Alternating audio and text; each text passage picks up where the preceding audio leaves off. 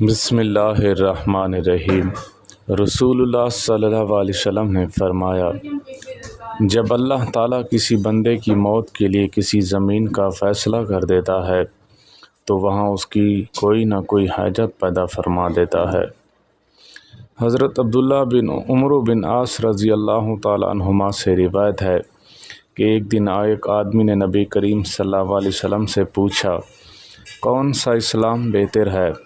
فرمایا، تم کھانا کھلاؤ، جس کو پہچانو اس کو بھی اور جس کو نہ پہچانو اس کو بھی، الغرض سب کو سلام کرو۔ حضرت ابو موسیٰ اشعری رضی اللہ تعالیٰ عنہ سے روایت ہے، نبی کریم صلی اللہ علیہ وسلم نے فرمایا کہ اللہ تعالیٰ ظالم کو مہلت دیتا ہے لیکن جب پکڑ لیتا ہے تو پھر سے نہیں چھوڑتا۔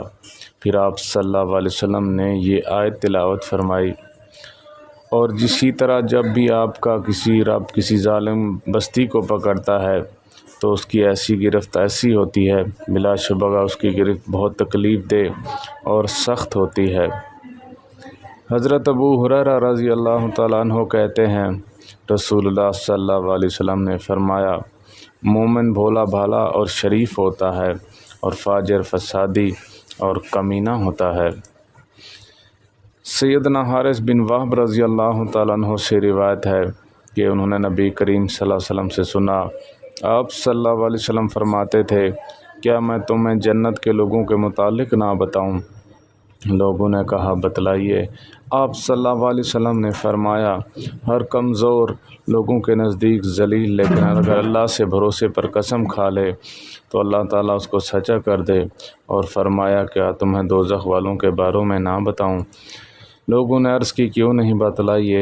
آپ صلی اللہ علیہ وسلم نے فرمایا، ہر جھگڑالو، بڑے پیٹ والا اور مغرور، ہر مال جمع کرنے والا جہنمی ہے۔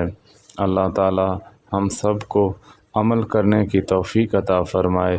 وآخر دعوانا الحمد للہ رب العالمین۔